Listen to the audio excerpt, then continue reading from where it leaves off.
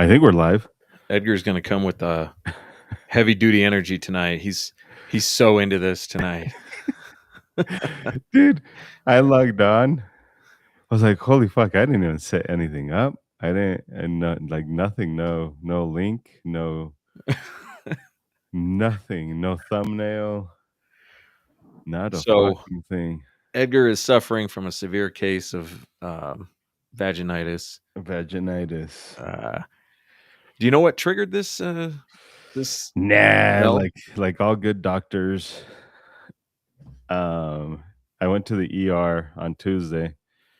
And I gave them my symptoms, and they diagnosed me with what I already knew I had. Legit, the diagnosis is dizzy. Like, yeah, I could have fucking told you that. That'll be $12,000. That'll be $12,000, please. So they don't know. I went to the doctor today, and she's leaning more towards just inflammation in the ear, and that's probably what's causing it. So they got me on some meds. Are the meds helping at all? I haven't taken it. I haven't taken it. It's a steroid, so I don't want to take it during this thing that we're doing right now, because I didn't know how I was going to react to it. Yeah. So here we are. I took steroids once. It was awesome. I would totally do that again. I had, I think it was when I had mono and had this pretty severe reaction to the mono. Yeah. And yeah, they gave me steroids. It felt like speed to me. So I'm kind of already on them, so I don't think they're going to do much, because I take this thing. Which way? Well, that thing right there. And that's got steroids in it. Is that a nebulizer? It's an inhaler. Oh, inhaler. Okay. Yeah.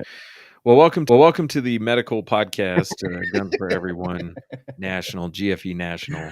Oh, that's not even half of it. Part of the reason, that was only part of the reason why I went to the doctor today. Are you pregnant? I'm pregnant. I'm super pregnant. I'm so pregnant.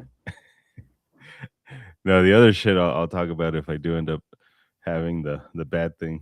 I'll probably talk about it then. So you better not be talking about cancer, because I can't do this by myself. You may have to do it by yourself. No, it's a tiny chance. It's a super duper tiny chance. I got an ultrasound coming up, but okay, yeah, it's mostly just to rule it out. Okay. All right. Well, if I happen to find myself praying, I'll pray for myself that I don't have to do this alone. Dear God, please take this away from me.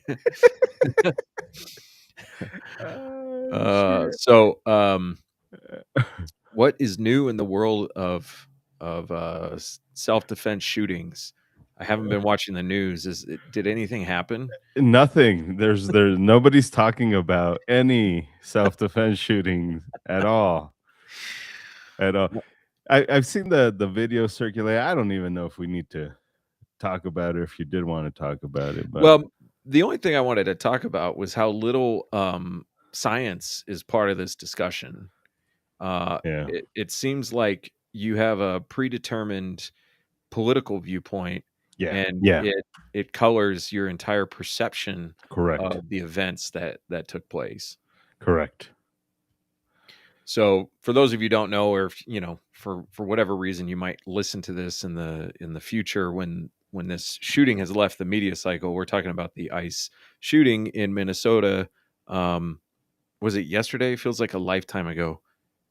Dude, 2026 has already been a shit show. I think it was yesterday, January 7th.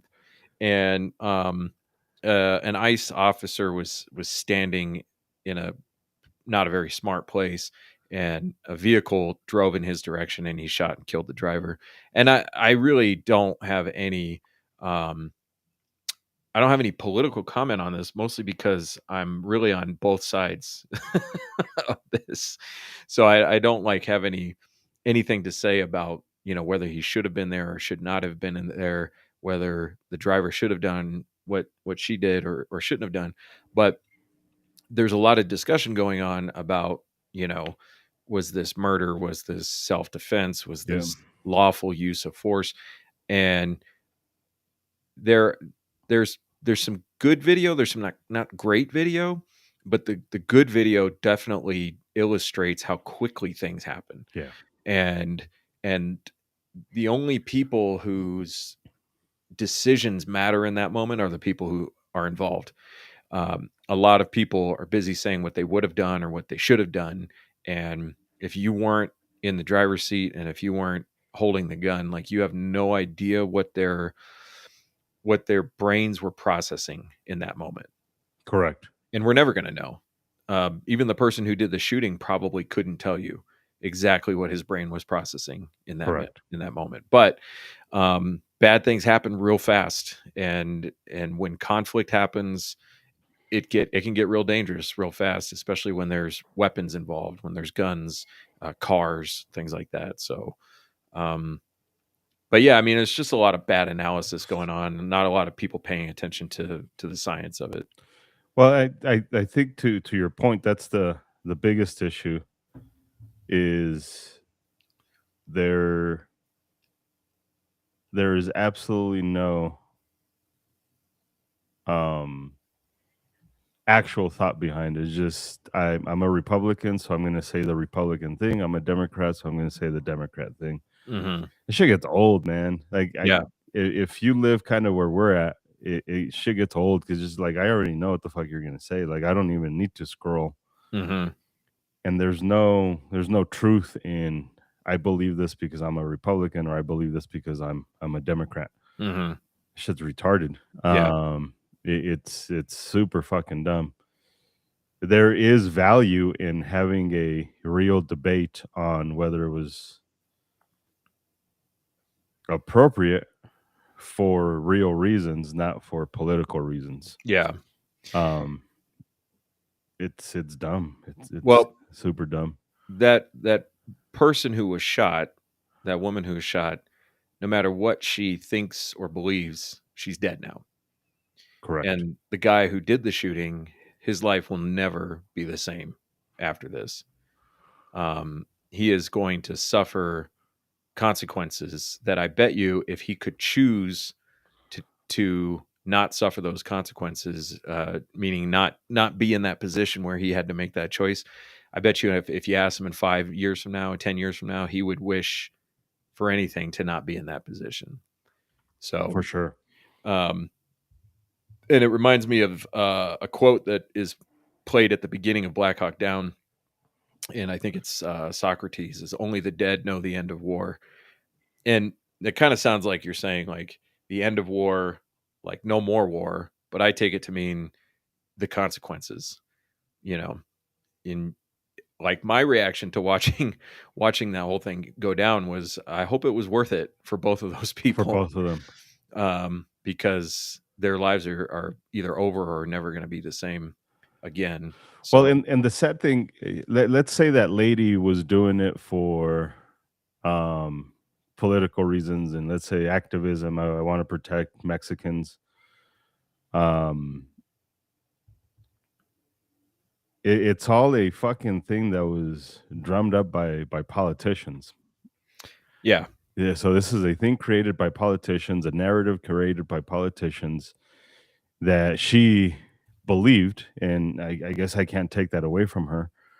But in my opinion, it just following a herd, and she died over somebody else's opinion. I would venture out to say that a lot of these people don't have their own opinion. Hmm. It's somebody else's opinion. You know, and Yeah. we see that a lot in self-defense training. We see that a lot in these types of situations. It's somebody else believed this, so I believe this as well. And on both sides, I guess. So that sucks. That sucks that it was a politically driven agenda because now you're dying for somebody else's purpose and not maybe not your own. Yeah. Yeah. It's kind of weird. Just got a phone call. I didn't answer it, obviously, from a firearms instructor in Minneapolis. That's really odd. So, Oh, that's crazy. The one of my favorite pastimes is listening lately is because I'm getting old, is listening to Smooth jazz. smooth jazz and war podcasts, and just trying to understand how people move through history. And like nothing, there is nothing new about anything that's going on. And I've been listening to Dan Carlin's podcast about Alexander the Great in his war against the Persians. It's just fascinating watching, human beings make the same decisions and the same, you could call them mistakes, but in the moment, you don't know it's a mistake. Usually, you don't know it's a mistake. Yeah, You're you're just trying to live in the time and the place where you are. And correct. so it's kind of watching what's going on with that lens. First of all, it helps you not get worked up. And I think that's like the biggest downfall of people who spend their time consuming all of this media, is that they get so wrapped up. And I just got the same oh, you call. did? Yeah, Okay. Do you know who this person is? yeah, Okay. yeah. Do Well, I know who actually, this person is? yes. Okay. Let me see if he wants to jump on. Okay. Fuck it. I'm Yeah, just making. that would be a timely interruption. So, um, can you advise what class to take for my CCW that will be expiring in Colorado? I understand there are more requirements for renewal. Yeah. So while Edgar's texting this guy, Mr. Sheps, the new requirement is that you have to take a renewal course. And the renewal course, the minimum time for the renewal course is 2 hours, but most instructors are finding that they can't meet all the requirements in 2 hours. And we found that as well. So if you take the class with us, it's a 4-hour class. It's free. It's on our website. If GFE National, GFE Golf Fox Echo National.com. And if any of the classes that say range on them will meet the renewal requirements. So, and on that note, I did a class in Aurora last night, and one of the guys in the class was at your range class recently, and he was very appreciative of the fact that the class was focused on self-defense and not focused on meeting the nonsense requirements. We meet the nonsense requirements, but that's not how we engineer the class, and that's not how we focus the learning in the class. So, and of course, he took Edgar's class, so he was all talking about how awesome it was. So he wasn't talking about my class. Um, but yeah, so you need a renewal course, and you don't have to take it from us. You can take it from anybody, but ours is the best. Uh, Duh. Edgar's is the best. Mine's second best. And we're doing, I don't know, your next one is this weekend, but it's probably full. It's So, full. Yeah. but yeah, just take a look out there and what's on the website. Um, we probably, like, I find myself in the concealed carry class in the classroom portion spending a good 45 minutes answering questions about this process, which takes 45 minutes away from learning about responsible use of a firearm. So that's really sad. Yeah. um, so Yeah. where do I? He can't jump on. He was Oh, calling okay. for some other stuff. Okay. Is he must be here in Colorado? No, no, Okay. no. He's out there. Oh, you're working with him with website stuff. It seems like it. Yeah. Okay. um, I got some interesting feedback in the class last night during the debrief. One of the only people that really spoke up. Um, Edgar's class in at the barbecue restaurant in Milliken. Speaking of Speaking of political stuff, speaking of politics. yeah. So the feedback I got from this guy last night was, um, this guy was saying that he, after kind of talking about the legal risk, he was in that position of thinking, well, is it even worth it to Yeah. defend myself now that I understand where the legal risk is? And this is a really hard thing to communicate in the class. Introducing people to risk that they weren't aware of before tends to put them off of the idea of doing it in the first place. And my perception of that is that's kind of a reaction to hearing about all the things that can go wrong. You know, like Correct. if you knew all the things that could go wrong in an airplane, you might be like tempted to never fly again. But then you Have you ever talked to a pilot about that? Like how many quasi incidents or potentially emergency situations happen that they don't announce? oh yeah. I Yeah. mean, equipment failures, Yeah. weather. I mean, when the pilot gets on and says there's some weather ahead, we're going to try to go around it, might delay us a little bit, and people are like, "Oh, just fly through it." And you're like, yeah, weather can be quite dangerous, Yeah. especially to smaller planes, but even to Correct. bigger planes. And most of the major air disasters are a combination of equipment error and weather, and or equipment problems and weather. And it's really scary if you think about it. But yet you look at the safety record and you say, well, it's one of the safest things we do. Like, Correct. so um so it's that reaction to hearing that stuff for the first time. But then once you let it sit for a little while and you learn a little bit more about, how to prepare for that risk, you start to understand it's like adults have to make adult decisions, and those decisions carry a lot of risk one way or the other. And you have to decide for yourself, but it's probably not as bad as you think it is, but you should be prepared for it. Correct. So, um, yeah. Have you gotten any interesting feedback in any of your recent classes? No, no, it's been weird lately. I think most people that are there are kind of understanding what it's um what we're there to do. I've changed the way I do the intro, at the range. And at the range, I've kind of set it up like I get it. You're just here to get that fucking piece of paper, but I do hope that we use this very limited time to do the self defense stuff as best as we can, understanding that it's still part of a make believe fucking system. Mm-hmm. So I think that's taken a lot from it. The feedback I get a lot is I wish we would shoot more instead of talk more. And I was like, well, that's not where the learning happens. Mm-hmm. Like we can shoot all day long. Shooting is fucking easy. It is so fucking easy to shoot a gun.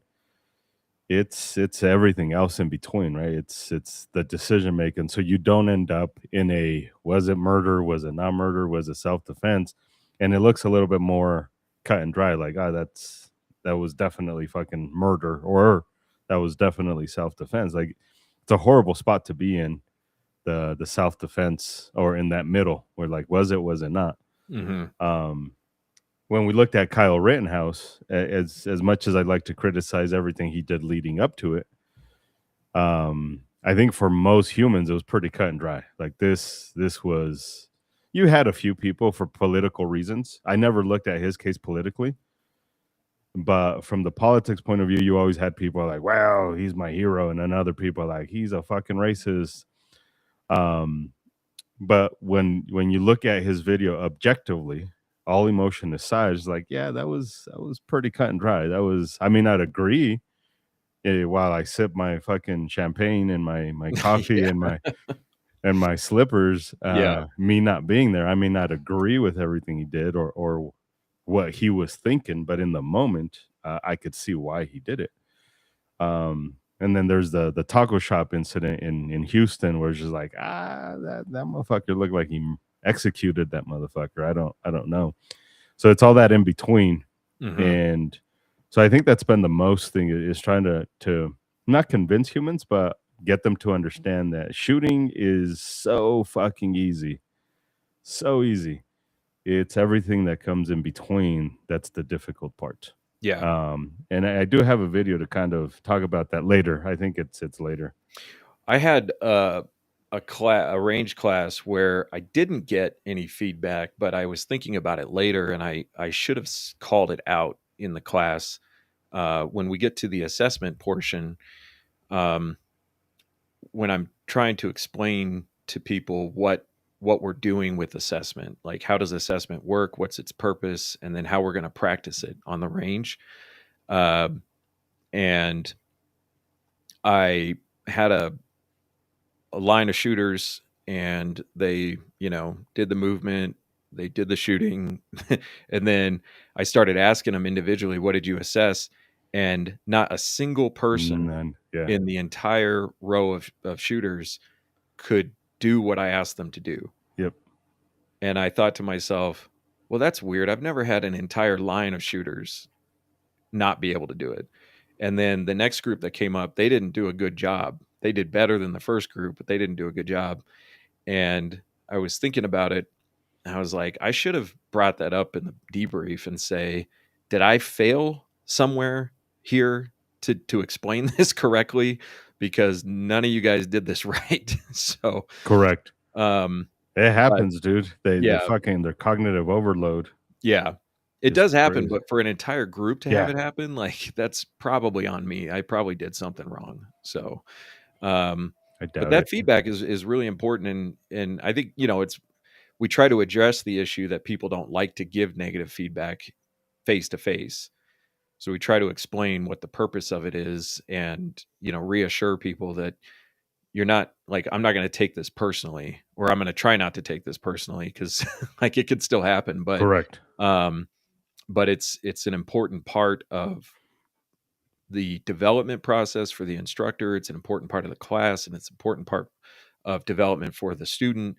And it shouldn't be something that you sit there quietly thinking, I can't give feedback. Like, you can, you might not say it the way you want to. You might be afraid of hurting feelings. You might feel like you're dumb for saying something, but it's a really important part. Yeah, Um, there's been I guess the one that I would say, well, that's ballsy that somebody brought it up is it used to happen a lot more. It doesn't happen as much now, but it's some dude kind of question my usage of retard. mhm. Um and that's got to be tough, right? When you tell somebody, "Hey, I don't like you using that word." Yeah. Um Especially since I just called everything retarded. Uh Yeah. he's probably going to call me that. Mhm. But I think it always allows this conversation of like, well, let's just have a real fucking conversation about the usage of words and how they do matter. Um, and obviously, I get into other stuff that's irrelevant to this conversation, but it is meaningful to have a conversation about shit that we disagree on, to understand why we disagree on it. Yeah. I guess to that point, We gotta go to the places that we don't wanna go if correct. we're gonna learn something. Yeah, there's a fucking cheesy fucking quote, but it's true. The what is it? The life you want is on the other side of the things you don't want to do. Yeah, Um, that is cheesy. it is super cheesy, but it's 100% true. Yeah, It is 100% true. The life you want is on the other side of the shit you don't want to do. Because you got to do it. Like you got to do it, and having difficult conversations is important.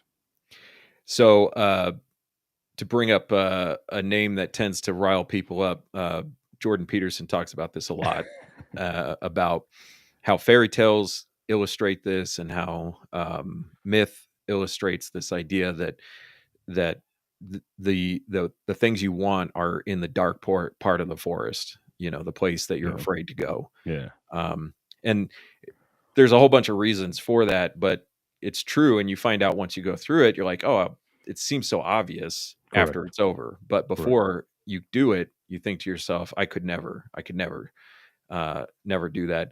I was listening to, David Cho, who is an artist. He's pretty famous artist, and he was on a podcast, and he was just talking about his life, and his whole life is just doing all the things that he was afraid of doing. And like, he had a compulsion to do them, and they were not good things. Like, a lot of them were dark things, but going through it was the only way he could process all the terrible things that had happened to him.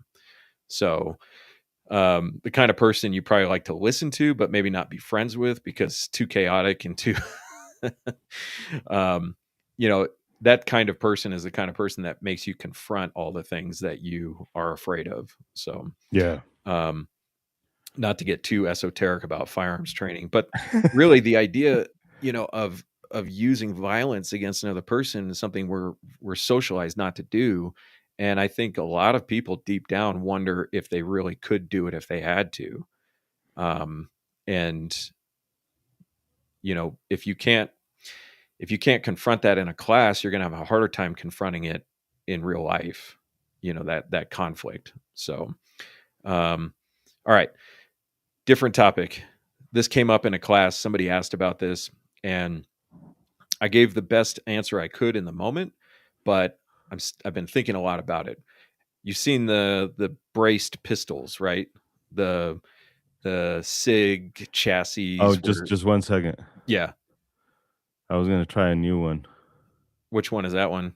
It's just a regular fucking white one. Does it have a vertigo It healer in it? No, the other one, my fucking son drank it, so I just wanna talk some shit that I could have been healed if I woulda had the other fucking flavor, but no, here I am drinking some fucking basic ass Monster, struggling. Every time I turn my head, dude, it's fucking Yeah, I could see you crazy, struggling. Like, um, crazy.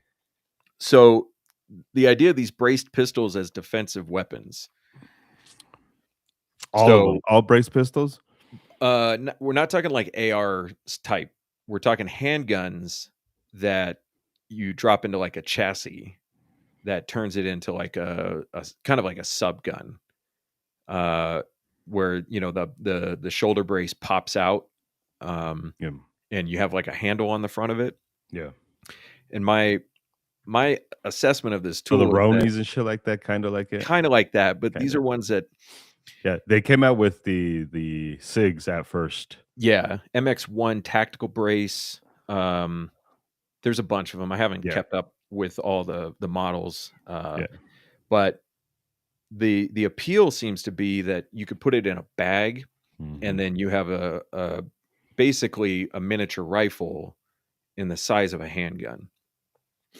And the way I look at this is it is a handgun, and the brain, when it picks up a tool that is designed for a specific task, and then you want to do something else with that tool that's different than the way the tool is designed to be used, that creates an inconsistency with that tool. Correct. um Yeah, so a imagine good putting a brace on a hammer, Yeah, and then you go frame a house, and then all of a right, sudden you gotta strap something on, and it's right. like And if that's the only tool you ever learned how to hammer with, it's probably fine, correct, but it's not optimal. correct. But now you have a tool that does two things. It can operate as a handgun, or it can operate as basically a rifle. Um, and as an offensive tool, maybe that makes more sense. But as Maybe. a defensive tool, it I Stupid. think it creates an issue of your brain trying to solve more than one problem when it only should have to solve the one problem of accessing the tool. Yeah, I've been struggling on how to communicate our concepts better to humans in our classes, and I there are certain points, and obviously I haven't done the peer review thing that we tend to do, is because I need to be able to articulate this properly, but it's just, you and I see a fuck ton more people than on a consistent basis, low level than anybody on the PDN tour. Um, they see a lot of self defense students, and shit like that. But on a consistent basis, 2 3 times a week, we're seeing a lot of fucking humans. Hmm. So it's how everyday humans see defensive stuff. I don't think they see it as defensive stuff. I think most of the shit that they see or they visualize is offensive. And I think this is why a lot of this shit is so appealing to them, because they think they're going to have enough time to do all that shit. And they might, right? They might, because we don't know time, that whole time thing. But at the same time, it's everything in their brain is, I'm going to have plenty of time to take my safety off. I'm going to have enough time to do the fucking brace bullshit.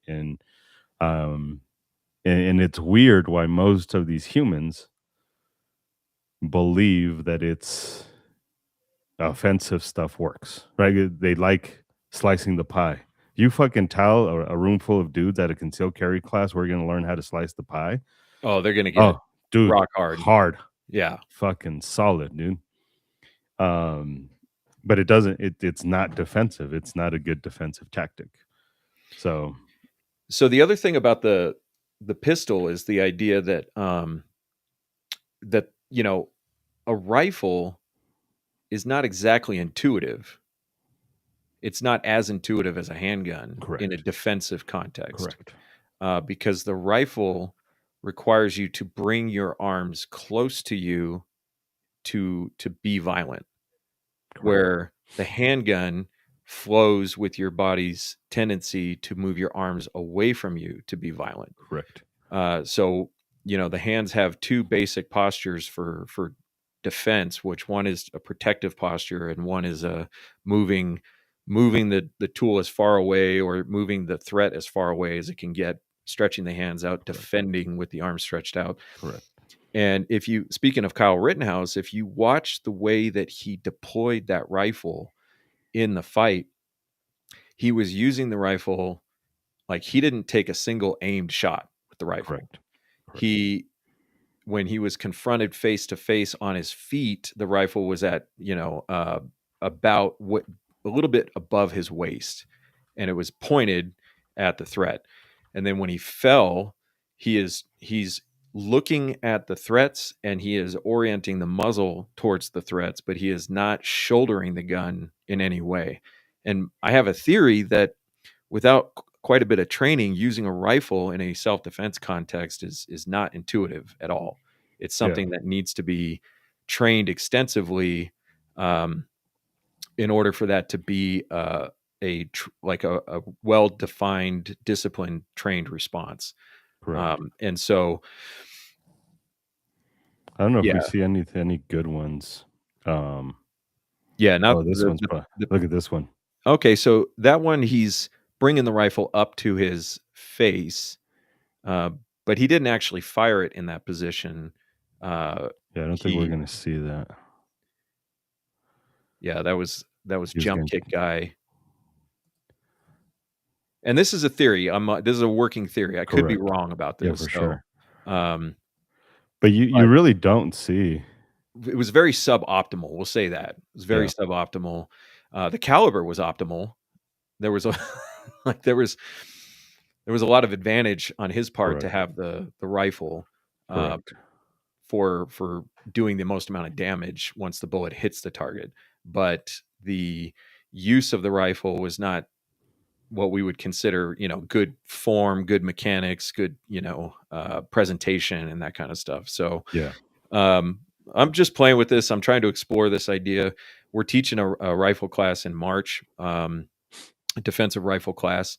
And, one of the things that we've experienced when teaching rifle classes is managing the gun is a lot more work than it is for handguns.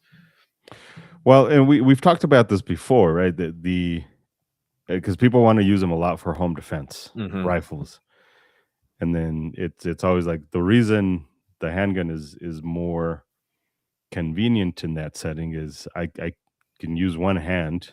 It's not optimal, but I can protect other stuff, move around, all that shit. I could go to stage position. The thing that makes a rifle shotgun awesome, or part of it, aside from the velocity of the round, is 4 points of contact. And in many of these close quarter circumstances, you're not going to have 4 points of contact. It'd be tough for you to have 4 points of contact. Yeah. So then all of a sudden you're shooting a fucking shotgun, you're shooting a rifle, essentially like you would shoot a handgun.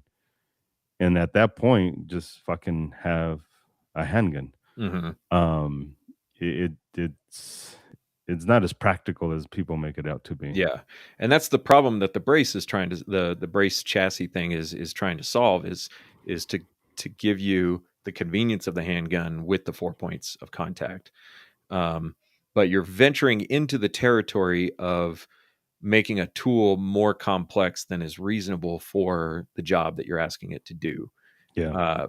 And there may be ways to do it that are repeatable and trainable and everything, but your average person who is training for self-defense or buying a gun for self-defense is not going to put in that kind of time, and is not going to develop that trained response as efficiently as they could with just one tool, just one simple tool. So And I mean, I guess I'll just show it now because I think it has a little bit to do with this. My wife will say it's because it's Michelle. Uh, Scusi. yeah, but if we if we look at this, talking about repeatable and all that shit, if we kind of pay attention to this, this is what we want to avoid. Oh yeah. So, and any guesses as to what the fuck happened? Uh, she Right. probably had her finger on the slide lock. No, here we go.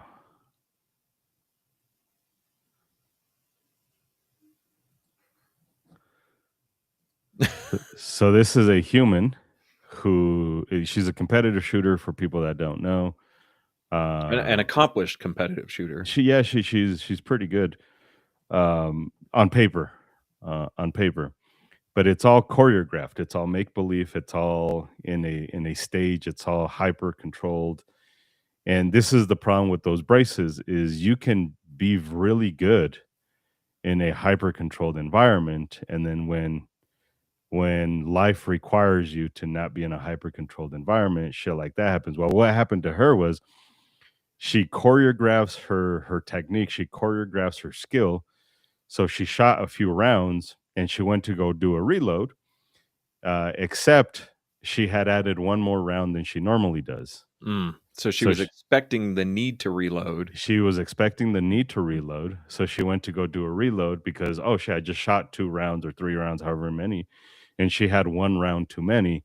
Instead of training for the stimulus of the slide lock back.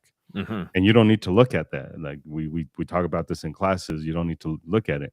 This is the problem with people who are trying to force a reload instead of actually waiting for the reload to happen. Now, that shit happened in a real fight. And then her response to it was not even let's fix it.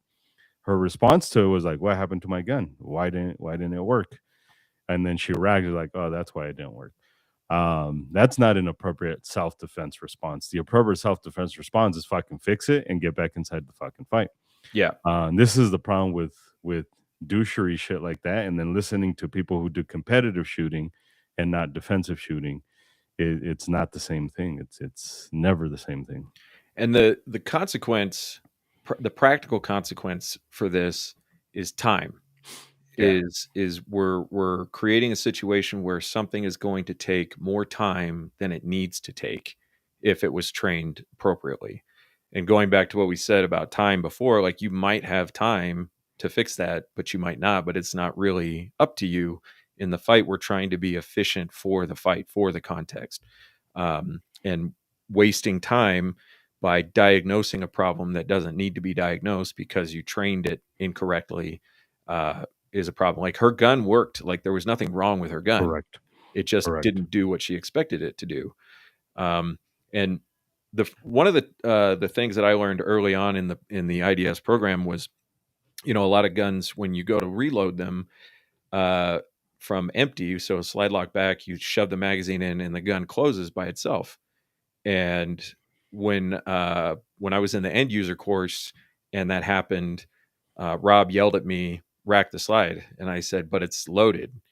And so we had to talk then about the consistency of doing the same motions correct. without looking at the gun, without having to think about the gun. And in my head, I'm thinking, I felt the slide go forward. I know it's loaded. But his point was, but what if it doesn't go forward?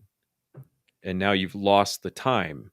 You're giving up a round. You're racking the slide on a loaded gun. You're giving up that little bit of time, and that you're giving up that extra round, but you're doing it so that your actions are consistent and you don't have to think about them. They just go. They just do what they're supposed to do. Correct. So, Correct. um, I've been playing this. Well, you were gonna say something smart. oh no, Do it. I was just filling time. Oh, I've been doing this exercise in class. Super fucking cheesy, but I've found it to be very beneficial to get people to understand. You guys believe one certain way, and you guys all are fucking sheep, and you guys have been sold this idea of how guns in defense should work. And what I want to prove to you guys is that once you have an idea in your head, you are only looking for information that confirms what you already believe. And I got this from Veritasium. I highly encourage people to do it and figure it out. Um, but um, it's basically just setting up three numbers, and they follow a pattern, but they more importantly follow a rule. And the students have to figure out what the rule is,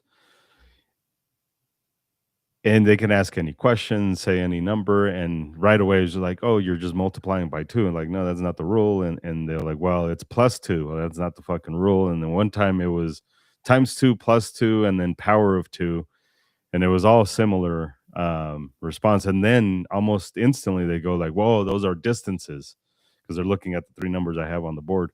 Those are distances on self-defense. Like, "No, that's not the rule."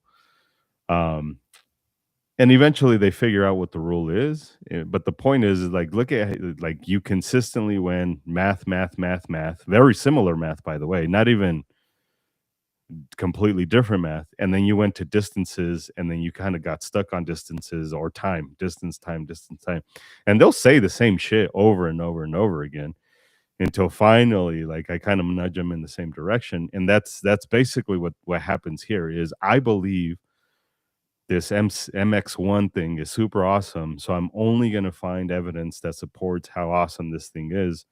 And so I can justify buying the fucking thing instead of just doing what Project 1868. I think he said his name was Joseph too, right? Yeah. Yeah. Instead of doing that, be like, yeah, it's super awesome. Like I like it, and I'm just gonna buy it just because it's awesome, not because I'm gonna use it for self defense. It seems like we want to justify how awesome it is. Like I talk a lot of shit about douchey shit. Like I have a lot of douchey shit. Hmm. Like I have a lot of douchey shit, but it's tough to tell a populace you're just looking for that confirmation bias. You need to knock that shit off. Yeah, and the brain is hardwired for the confirmation bias. So it's not like a you suck because you do confirmation bias. You have to identify the confirmation bias and actively overcome it. Yeah, Uh, I was reading this article about how vision works, and yeah, this guy who reconstructs car accidents, and he goes into all the science about why we don't see things that should be obvious to us, and we don't see them because we don't expect to see them, or they don't fit the model that we expect to see. And in self-defense, the chaos of self-defense requires that we not succumb to that, that we do things, we train for things that work in identifying unexpected things, correct, which is a really hard thing to do. But if we're correct, going to train for self-defense, then we should be training to identify blind spots in our perceptions, and that includes the learning process, and includes how we select our tools, and includes all that stuff. yeah, So, because it's easy to make things look like they work, like you said, in a controlled environment. But what does the science say about whether it works or not?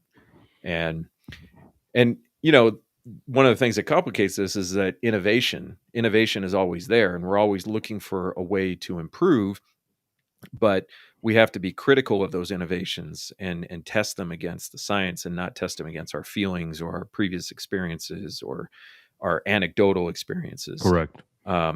So this is why I'm trying to explore the idea of the use of a rifle in self-defense. We don't have a lot of video also to back it up. So it's more theoretical until it becomes more concrete. But like I said, that's why I gave the best answer that I could in the class using the things I know about how the brain and the body and the tools work. But I wasn't trying to tell the person that they don't work. I was trying to say we don't know if they work. So here's the problems I can see with this, with using this tool in this context. So Yeah. so Telescope 57 might be a bot because you just said 1,000,000 pounds. And that's on you, on your side That's too. on mine. I'm Yeah. attracting all the bots. You're attracting My all the bots. channel has been a little dormant for a little while, and so maybe it's collecting nonsense. So yeah. So Joseph says like red dots. Red dots are clearly an innovation that has potential, but also should not just be blindly accepted without understanding how vision works, without understanding how complexity works, and without understanding. Oh, am I still on? Yeah, you're still on. Okay. I got some message that the chat blew up, so I didn't know if I'd been disconnected. Your chat blew up? Yeah, I don't know. It's something with my channel, so hopefully it's still going. But yeah, so it's like this stuff is a lot more complicated than it looks on the surface. And I think the main thing that we're looking for in the classroom is just the humility to explore these things rather than falling back on I learned this in the past, or this looks like it works, uh, and just being willing to be critical of things and not formulaic about well, my favorite YouTuber did it and he knows a lot about guns, so I'm going to take his perspective on it. So Yeah. and on that note, I was trolling, not trolling, lurking on arf.com, and this guy posted a picture of his handgun box, and I'm just going to share real quick so you can see it. And he went on to describe all the guns in this box and what they're for. And this box is for new shooters. Okay. And he says in here, starting with the 22 revolver, then working up to a semi-automatic 22 double action with the safety decocker, and then going then to the full-size revolver 38, and then going to a compact full caliber revolver, so like a snubby 38, 38. and then Yeah. going to the M&P Shield Easy 380, and then finally to the Glock 43, which is a 9mm. And this is how we teach people how to handle firearms. And I was just like, wow, that's a lot of steps. Just start with the Glock 43. This is the myth. This is I recently had a chick, and maybe I talked about this in the last podcast. I think it's been like 3 weeks since we did a podcast. But I need to take that lady around, and at some point it won't be a novelty anymore because she won't be a new shooter anymore. She's a new shooter, and she couldn't give two fucks about what make, model, because she borrowed one of my guns. Mm-hmm. Couldn't give two flying fucks about what the gun was. She's like, I know what the fuck I'm here for. I want to learn. I want to get better, but I also want to get the permit. So let's do this shit.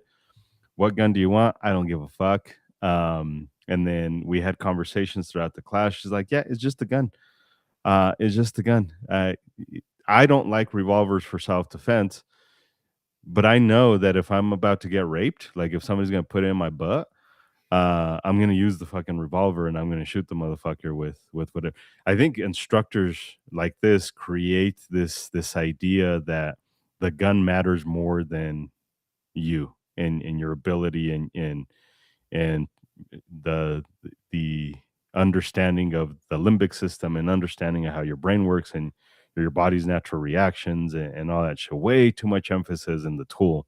It matters for sure, right? Like I want to start off with the gun that is actually awesome. But that's a lot, dude. That's That's fucking nonsense.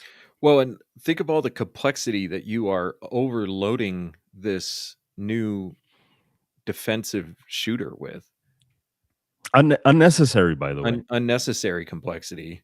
Yeah. Um, and so and lack of consistency because you're going, you're doing all these different calibers. You're going from a 38 to a 380, and like that's not a small step. Correct. And manual of arms, safety devices, and then you end up with a gun that doesn't have any of that. Any of that shit. So it's just like, eh, but it's like this idea that um, I think that you don't trust the human. And I've seen this in another issue too, when people talk about they go to a concealed carry class where shooting is required, and the instructor, puts everybody on the shooting line, usually in an indoor range. So there's, you have barriers between you, which is not a good learning environment. I understand there's limitations to resources, but we've both taught in an indoor range when they're in the stalls. It's not a good learning environment, and you get people who are complaining that the people next to them are creating all these safety issues, can't hit anything, and they're blaming the shooter. They're blaming the person who's there to learn, but they're not being taught well. They're not being Correct. taught for the right context. They're not being taught with an understanding about, adult learning. They're not being taught about, true risk and all these things. So it makes it look like your average person who's being introduced to guns cannot be trusted to do safe things with them, and can't be trusted to manage the complexity of the tool or the physical requirements of the tool.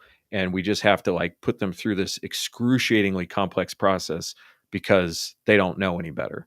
And I think it's pretty obvious in the IDS program that most people, not all people, but way more than you think, can manage all that as long as they're being taught correctly.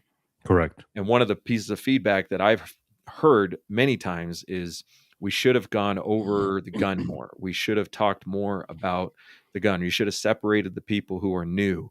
You should have done all these things. And like, I understand why you think that, but that is not how we learn. And that's not how we learn in this environment. Correct. And so, I'm always curious on like what they think is going to benefit them, because every time I asked it, like, what do you think? What would we get out of separating the new people and the experienced people, and then how do we qualify that? mhm, Like, well, I don't know. I was like, that's a problem, right? If you don't know, if you don't have a solution to what you think a problem is, then you're just saying shit for no fucking reason. Because if you have a problem that you're going to bring up, it's probably because you already thought about some sort of solution, even if it was a bullshit solution, like you've thought about this. But this idea of, hey, you should do it this way. Oh, why? Oh, I don't know. yeah, The fuck yeah, you mean?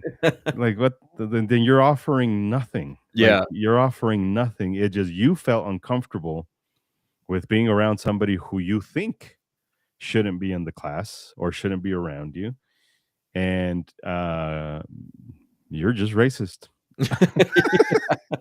You're just a fucking you're racist. just participating in the patriarchy, man. Um, yeah, and in a different topic on that same note, this came up last night during the class. Start talking about the legal process for evaluating self-defense, and I've heard this question given, uh, asked multiple times. Why is it so hard? Why is it like this? And the guy last night, he said it should be more black and white. And so I asked him, okay, well, how? Correct. Like, Correct. how would you do it? And his answer was, well, we just let the good guy tell us why they did it. Yeah. Like, Problem okay, solved, buddy. yeah. So, somebody Can you just imagine wait. how many people we would kill and be like, well, I Yeah. thought he was gonna kill me, so that's why. I mean, everybody who does stuff, not everybody, almost everybody who does something like this, who hurts another person has a reason. Correct. And And most of them feel like they're justified. yeah. Dude, the weirdo who shot Reagan thought he was justified to get the attention of Jodie Foster. Jodie Foster. Like, in his brain, he felt justified. This is what I have to do so I could get some fucking Foster poon.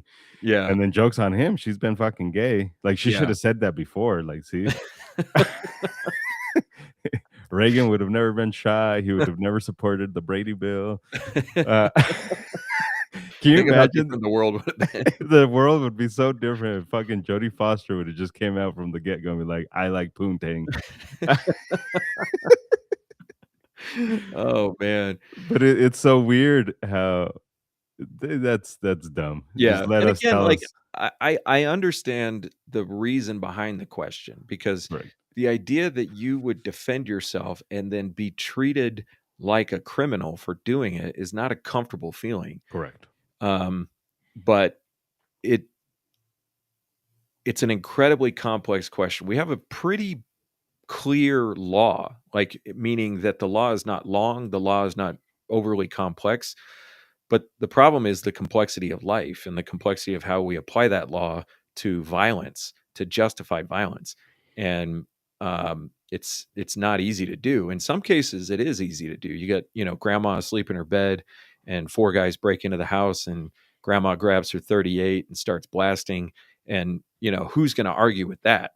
Correct. But that's not really that common. Most self-defense happens in environments where it can be hard to tell who the good guy is. And so, and then you're putting your lens of what you think is good on top of that analysis, and not everybody sees it that way. And we had just finished talking about Rittenhouse, and that's an excellent example of you take a person who defended himself, and half of the country thinks that he should be an electric chair, and the other half of the country thinks he should be president, and both think that they understand self-defense. Correct.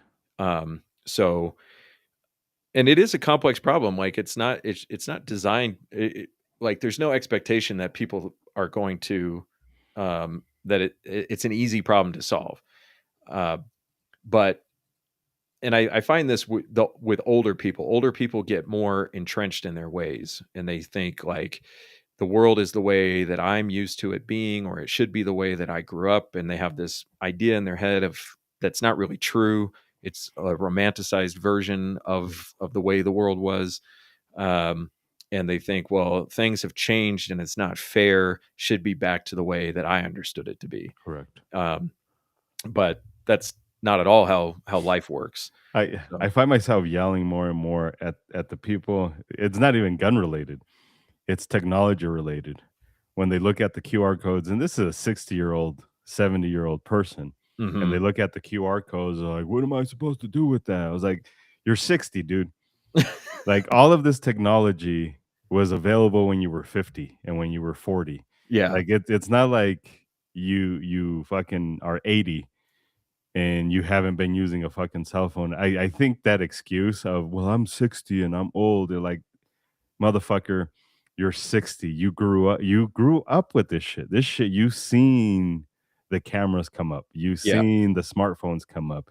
You had plenty of that. 80, 90 years old, I'm like, a little bit more lenient because you were 60 when this shit started to become a thing. You were already old when this shit started to become a Yeah.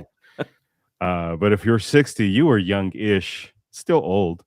You were in your 40s, you were in your 50s when this fucking thing started coming. Like, there's no fucking excuse.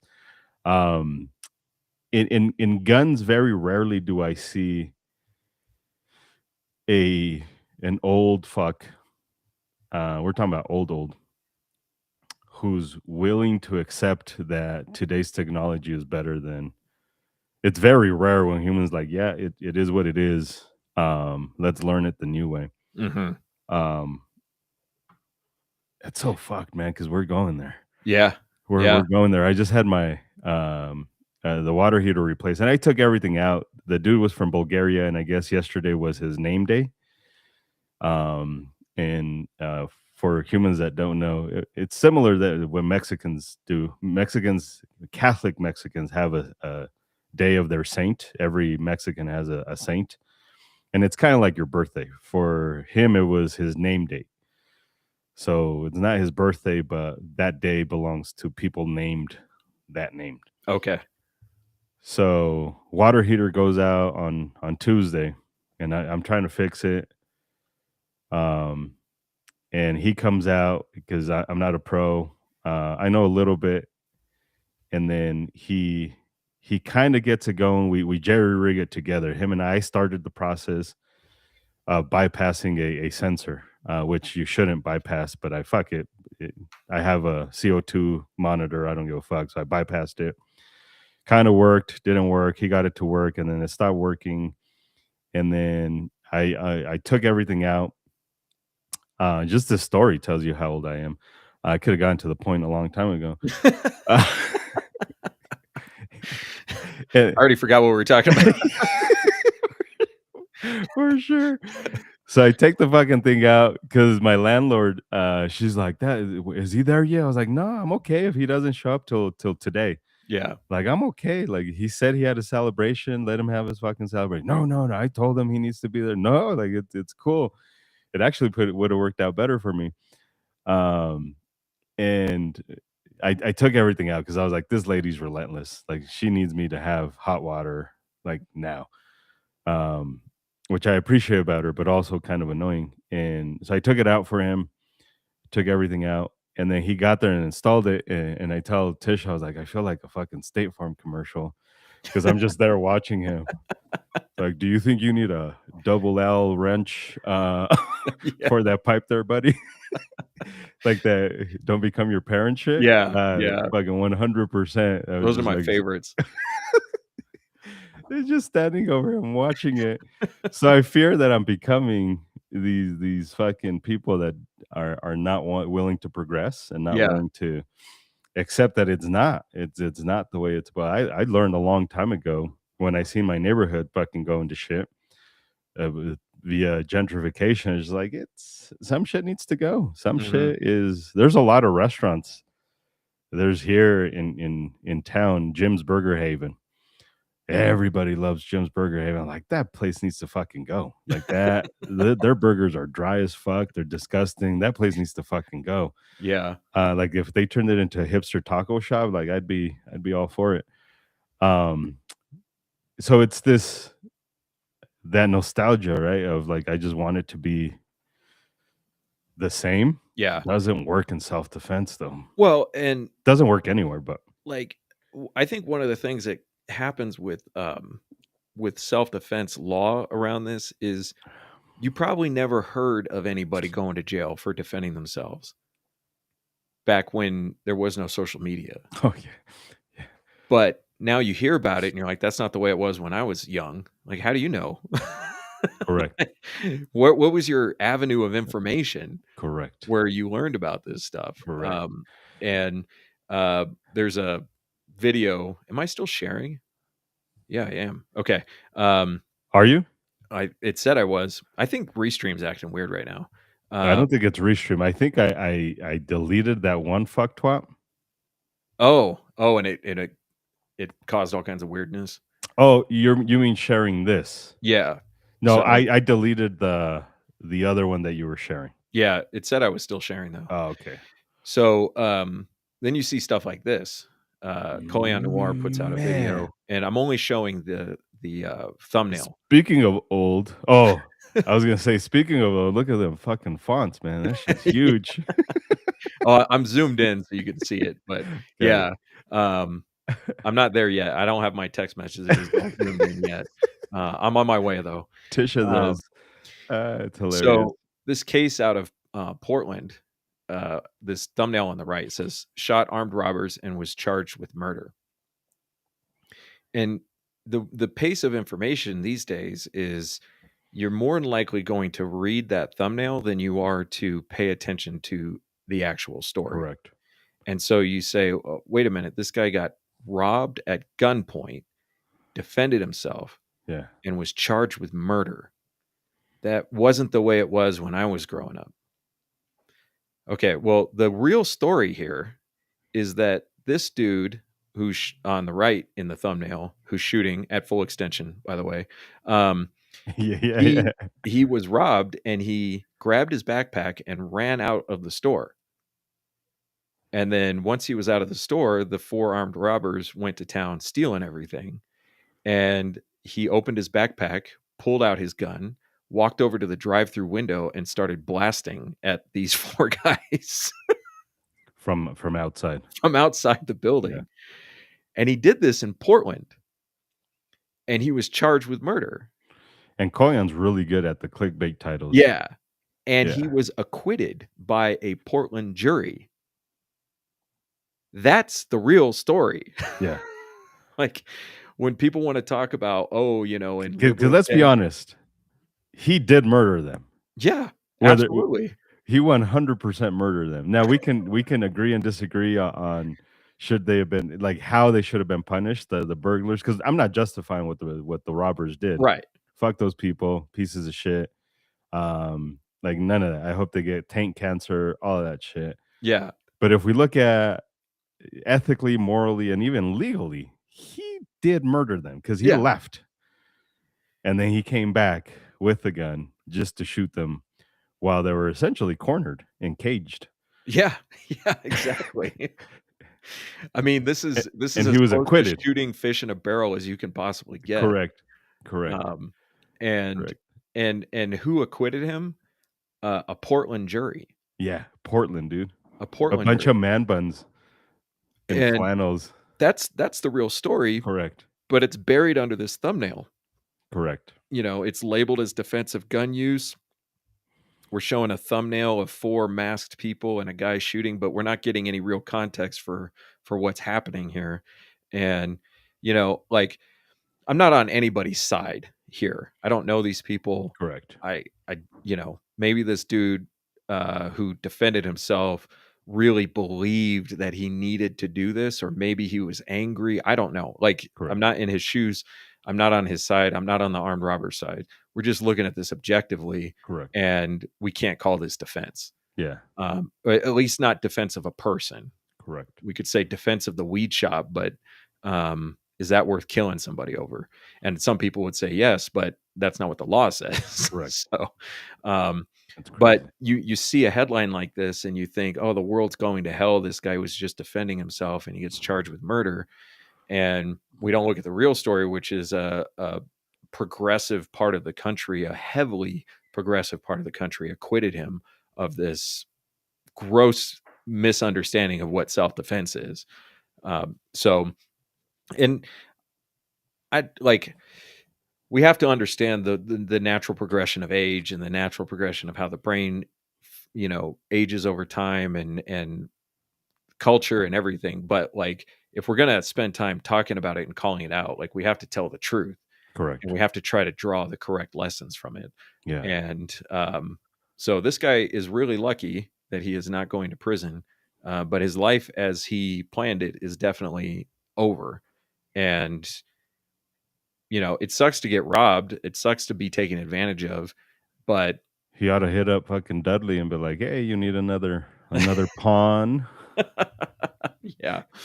So, uh, yeah, and and it also gets back to our the problem we have with people who evaluate these kinds of cases, and they try to pronounce whether somebody's justified or not. And there is an objective answer to whether they're justified or not. And Correct. the answer is, were they convicted of anything? Correct. And if they were, then they weren't justified. And if they weren't convicted, then they were justified. And by the way, they're always gonna be going back to what we talked about in the beginning, they're always justified to themselves, Mhm. but that doesn't matter. Yeah. I And I guess think we that's should what people. define what we mean when we say justified. And I think Correct. what a lot of people mean is justifiable. Can Correct. they rationalize why this person did this thing? Correct. Or you know, the opposite. Can they rationalize that this person shouldn't have done this thing? Correct. And as people get more proficient with their cameras and the cameras are more and more places, we just continually see more and more examples of bad choices and outcomes that don't match people's values. But objectively, we can draw conclusions. There are a lot of road rage incidents where people are like, you step up to my window and you get shot, and that's your fault for stepping up to my window. and we're completely ignoring the 5 minutes that led up to that. Correct. There was a road rage case out of New York. It was on video, and this guy blocked this other guy in and came up to his door, and they argued for a little bit, and the argument progressed on both sides. Both people were talking shit to each other, and then eventually the guy who was on foot, swung on the guy in the car, and he got shot 3 or 4 times in the face for it. Yeah. Like, yeah, you shouldn't swing on people in the car, but the witness who filmed it said these guys were cutting each other off, checking each other, fighting for position on the road, and none of that was necessary. Correct. So, but yeah, I mean, these are problems that are never going to get solved. But if we're going to spend our time learning and evaluating and trying to draw lessons and conclusions, we got to try to be objective about it. As objective as we can be, because there's no such thing as pure objectivity when it comes to people's perceptions. So like physics is objective, except how you interact with physics isn't always objective. But even physics says it's relative. Yeah. Like even physics accepts that there is real on this side, and then there's real on this side.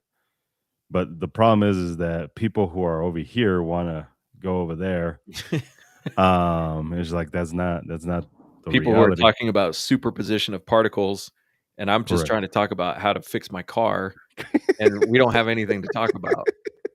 Both of us are correct. Correct. But neither one of our conversations are going to help the other person. And that happens a lot within guns. So you see this a lot. This is why I stopped promoting ASP. A big reason is he would play the videos, and he started off pretty decent, and then he fell into the sensationalism of it all. He got too popular for his own good to a certain degree.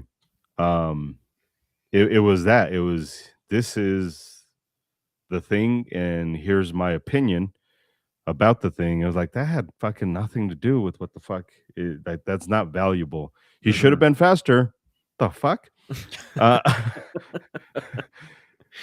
Well, maybe, I guess, but like also he probably should have done all kinds of other, because if we're going to that, then he shouldn't have been there. Like that's my position. How about that? I beat you to the fucking he should have done that, but like that's not what happened, and there's no lesson learned, and he should have been faster. Should have been faster at doing something that he shouldn't have been doing in the first place. He had a video the other day where he was talking to an attorney about a case that he had provided expert witness testimony on, and the guy who he was trying to help ended up getting convicted.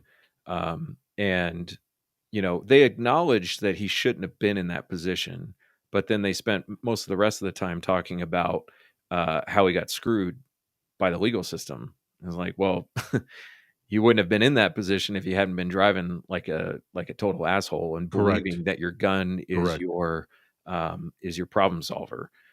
Your gun is your enforcement tool for how the road works. And I think there's value in being a person who goes out and finds stories like this and brings them into a place where everybody can learn about it, like, learn the facts of the case. But and we do this too. We have to be careful about this. It's really easy to start talking about conclusions that that are based on false premises, or you're trying to draw lessons from the wrong part of the story. And that's like, it's part of the whole progression of knowledge and everything. Like, most of the things that people try out when it comes to knowledge are wrong. That's the whole point of the scientific method, is to disprove all the things that we think are true. But I think the thing that is a stumbling block for everybody, including myself, is that preconceived notion versus what is the information actually trying to tell us. So there was another thing I wanted to say about vision that I learned, scientific thing about vision. And maybe you knew this. You probably did know this. I didn't know this. Did you know that our eyeballs do not see the world in 3D? Correct. We see the entire world in 2 dimensions. 2Ds. Yeah. Your brain constructs Correct. 3D. Now, Correct. 3D is real, Correct. but we don't see 3D, Correct. but we perceive it. Correct. Isn't that wild? Well, we don't, dude, everything is so fucking crazy. When I was really studying about the eyeballs and how we see shit, and just this idea that, and it makes sense now because the way that our eyeballs are shaped, that the image actually comes in upside down, Mm-hmm. and our brain has to flip it right side up. We have a blind spot like right about here, but we never notice it because your eyes try to fill in that gap. Mm-hmm. Your eyeballs are wild. This is why when the doofus is like, "Well, I can see the thing with both eyes open," I was like, "Shut the fuck up, go sit down." uh, like until you study how the eye, it's wild, dude. Yeah. Um, it's And this is fucking why I wild. didn't understand the answer for a while when I challenged Rob Pincus on the concept of using 2 eyes, because this is one of the hangups I had for a long time about shooting with 2 eyes open.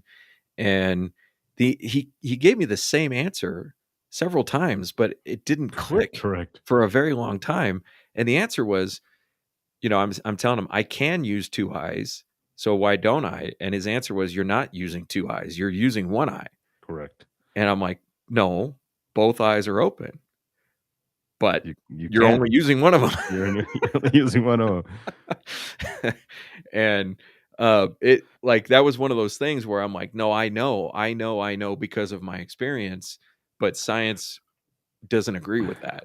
No, and here's the thing is your brain will trick you into believing you're using both eyes because Right. again, your eye is trying to fill in the gap. There's a perfect example of this is uh, I don't know how to find the video, but you guys can find the video. It's scrolling celebrities. So on two sides you have two different celebrities and the celebrity changes like every second or 2 seconds.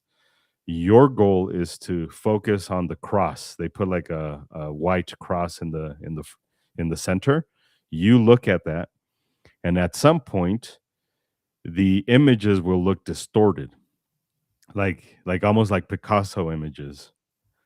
And the idea is this is to prove how you're not looking at those images, but because the images are there, your brain is trying to reconstruct what you believe those images to be. But obviously, it's doing a really poor job because your eyes are focused on the center cross. So your brain is just trying to fill in the gaps, and that's why they look distorted. You're not Mhm. actually seeing them. Your brain is trying to add the image there for you, so you don't feel like a fucking doofus.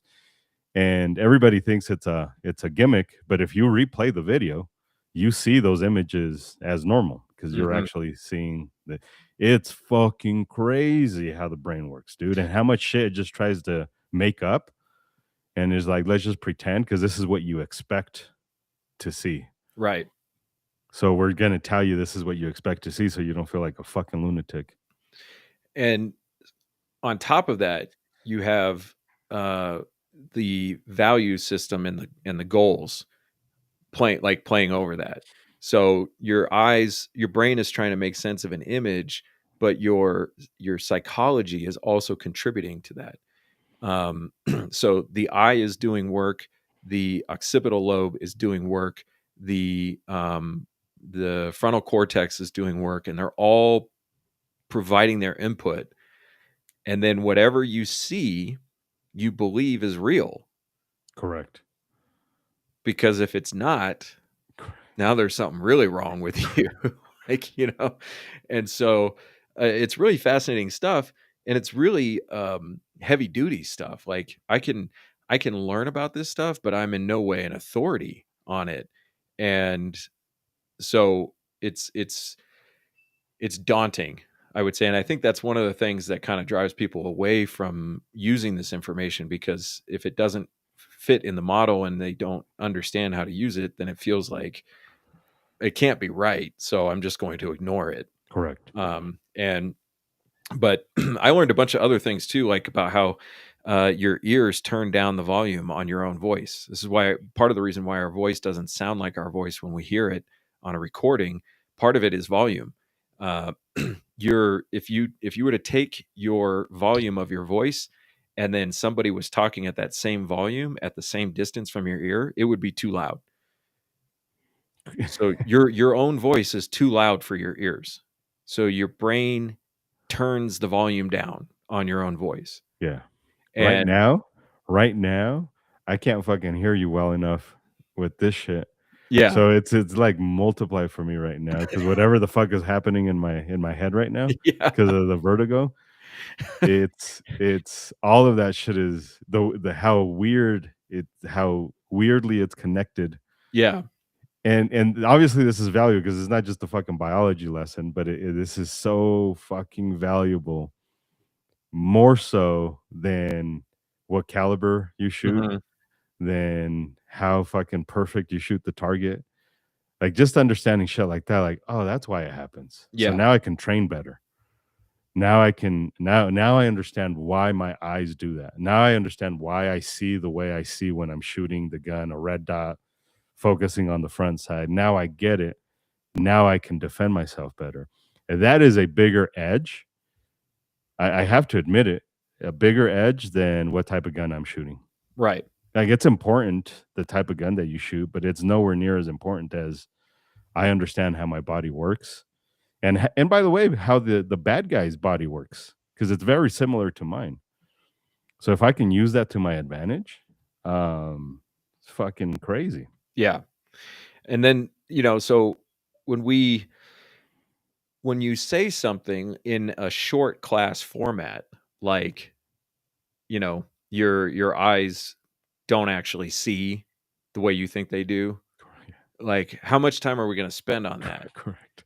to convey the message that we need to teach to the science, not to the perception or not to the Correct. preconceived notion and everything?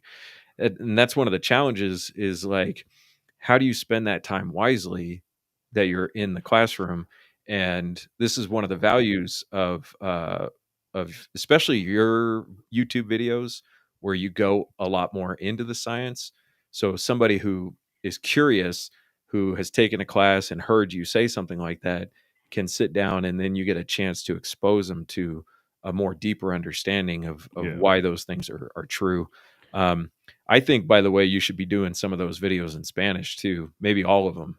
Um, Dude, I am motivated by the weird. I need to stop relying on motivation. yeah, that's a terrible, Oh my god. terrible tool. And I need to focus more on discipline. I just yelled at my kids Kind of. kind of, because it's this idea of like I'm just not motivated enough. Like I wish you would know how fucking little motivation I have to just be alive, Mhm. but focus more on the discipline.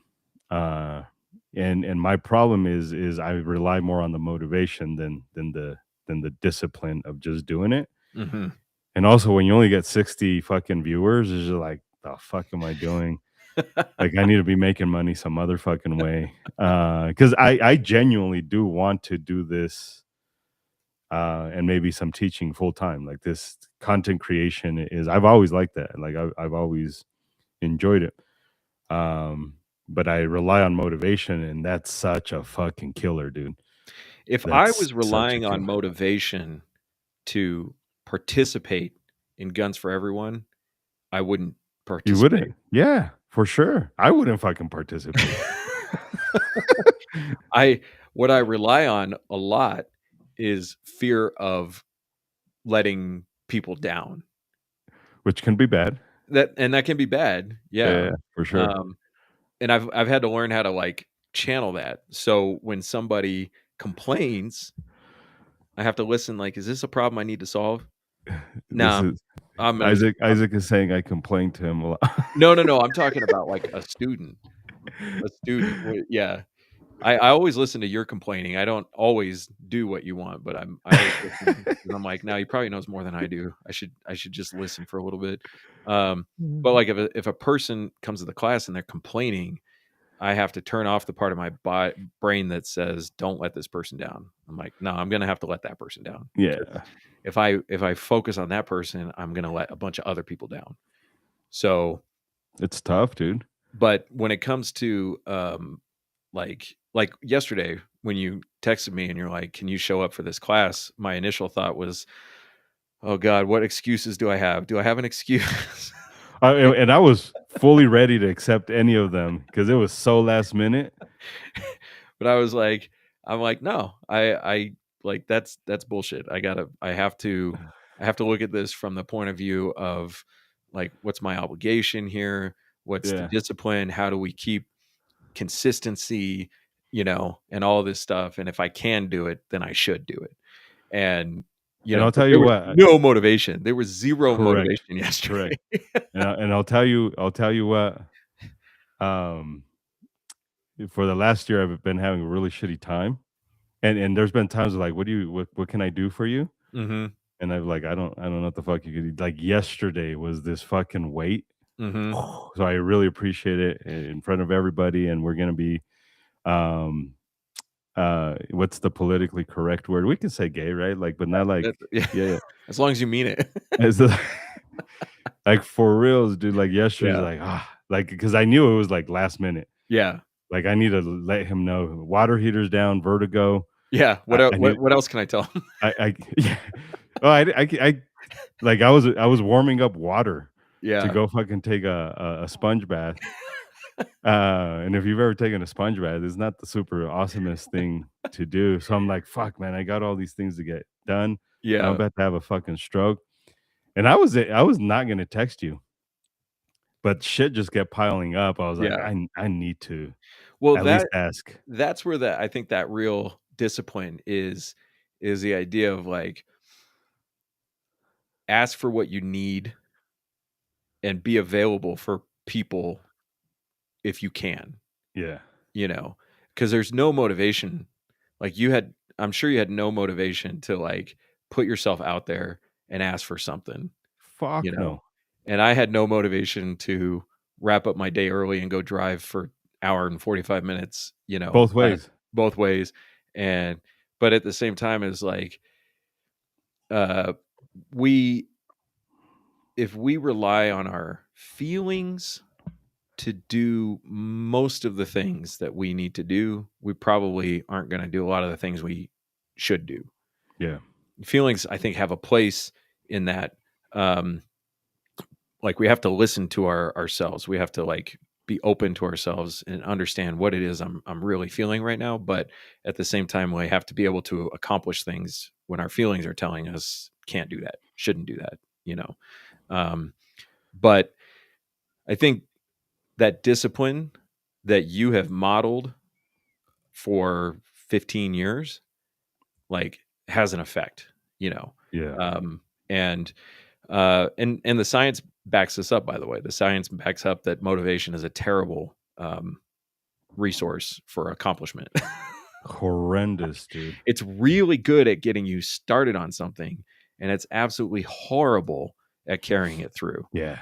Um, and so you can use it as a tool, you can use it as leverage, but it's a double-edged sword. So, Yeah. and that No, but I've thought about kind of to that degree, like, how many people do we have on here? It's not a ton, Mhm, but I do think about, like, oh shit, Project 1868 or Joseph. I can rely on that comment, mhm, and it's just like, yeah, but it's not 39, and it's only just one, yeah, and that's a soul sucker, and there was this rude awakening for me. I was like, yeah, but that motherfucker makes sure that they show up all the fucking time. yeah. The fuck you telling that one human that shows up for you all the fucking time that you ain't shit? You are something, Joseph. Project He's a real 6. one. He's for sure, and there's other people on here that it just Sheps, hopefully we see you more and more. Yeah. But like fucking this dude is he's the only motherfucker commenting. Yeah. But, Um, like, for me, the reason for doing the podcast is to sharpen myself. Correct. Like, if we were here for the viewers, dude, we would have been here. We would have quit this like 10 years ago. Um, but I you know that Barrett and Derek don't get a lot of And they viewers. have all the fucking resources in the fucking world, dude. They're so they're so solid. Like, they're two of the smartest people, I think, Yeah. In the gun in the world. self-defense Yeah. instructing Yeah. world. And and I have to think that they probably have the same motivation for doing it, which is to Correct. stay sharp. Because we were doing a lot more classes. I was doing a lot more classes, and I've, like, slammed on the brakes. I do way less classes right now, because I don't have a classroom, and because the new requirements required us to kinda shift the way we conduct the Right. classes. And now I go 2 weeks or 3 weeks between classes, and I show up and I'm like, "I have no idea what I'm doing." Taking a 2-week break from teaching, like, destroys my focus. Taking a day off for me, 'cause Mhm, I used to be Wednesday, Saturday, Sunday, sometimes twice, each one of those days, especially on the weekend. And then when the market just fucking crashed on guns, mhm, I was finding myself taking a Sunday off and then showing up, just doing 2 instead of 3 days. mhm. Was like I came back on Wednesdays, I was like, "I don't even know what the fuck I'm supposed to say, like, Yeah. who's the instructor?" So maybe that's actually more about context switching than it is about the time off. Because you get into a groove, your brain starts to establish a pattern of stimulus response, Yeah. and you disrupt that, and it throws off the whole rhythm. Yeah. So, because I noticed that, like, it's not like I know any less 2 weeks, in a 2-week gap. I didn't forget anything. I didn't, um, but when my brain is telling me that you should be doing this thing and you're not, and then I come back to it without having done it recently, Correct. that context switching is, and that goes back to the science of understanding how context dictates skill, how it dictates understanding, Correct. all of that stuff. So, um, and this kind of, like, also lends itself to people understanding what training really means for self-defense. Like you said, going back to the gun is like the easy part. The hard part is committing your brain to a process of learning over time Yeah. and not treating training and education as a single event. Um, Well, you I've been trying to figure out how to relay this more, and I've been trying to figure out sports more because I'm not a hu I like sports. I used to like it more when I was younger than I do now. I definitely enjoy playing it more than I like watching it, so I'm not a big sports buff. I don't have a team-ish, and I think sports is the best way we can you like baseball, I think baseball Mhm, is kinda your game. Like, how many athletes, like, fucking human specimens have you not seen come through in the baseball world? Be like, "Fucker sucks." They can bomb, when I say bomb, I mean, like, actually launch the ball 400 yards. mhm, Like, they're actually strong and but they suck. They don't know how to process information. They suck at reading the curves or the pitcher because they don't study the game. mhm, But they're athletes. My I guess the biggest example we have here in Colorado is Tim Tebow. I don't think he sucked at throwing the ball. He just sucked overall as a quarterback at reading the defense and getting the ball to the player and all that stuff. It's you have dweebs, the Mannings, right? Fucking dweebs. mhm. They're not very athletic. They're not very fast, but those motherfuckers were geniuses on reading the defense and how to get the ball to the receiver because they process the information. Tony Can Gwynn who's Tony that? Gwynn's a good example. He played for the Padres for a long time, and as he got to about the middle of his career, his athleticism declined rapidly. I mean, Uh-huh. he was fat and he had bad knees, Yeah. and he had consistently until he retired one of the best on base percentages in baseball. That dude got on base That's crazy, dude. like hardly ever struck out. His job was to get on first base, and he was better at it than anybody. That's But crazy. he wasn't a phenomenal athlete. He just understood the problem, and he understood how to solve the problem. Stimulus response, Stimulus response. Oh, and by the information way, processing. he still failed more than half the time. Yeah, that's baseball, though. That's baseball. That's baseball. That's probably the only sport where you can fail 70% of the time and make it to the fucking world's or to the Hall To of Hall of Fame. Fame, yeah. Crazy. Um, but yeah, it's a good example. It's like you get really specialized in one thing, and as a fielder, he wasn't exactly the most useful person on the field, but he was more valuable as somebody who could get on base than he was as like a phenomenal first baseman. Yeah, And so, and like it was that thing where like you put him in the right context, and he is the best. You correct. you shift the context a little bit, He sucks and balls. he's not going to be the best. Yeah, Going back to your example of the chess players and putting pieces on the board in a way that doesn't make sense, and all of a sudden they're not Rain Man anymore. They're no better than anybody else is at correct. the task of identifying where all the pieces are, or remembering where all the pieces are.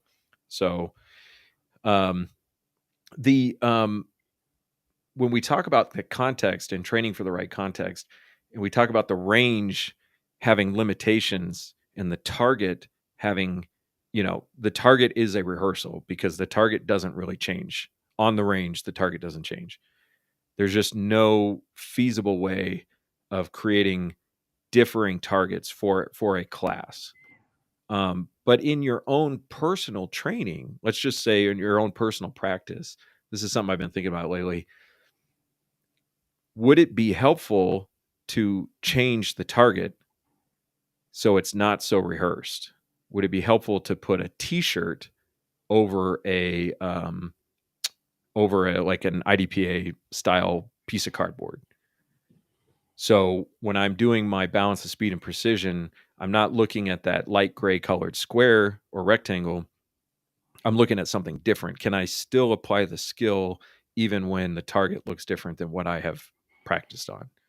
Have you ever considered that, thought about that, tried that, any of that stuff?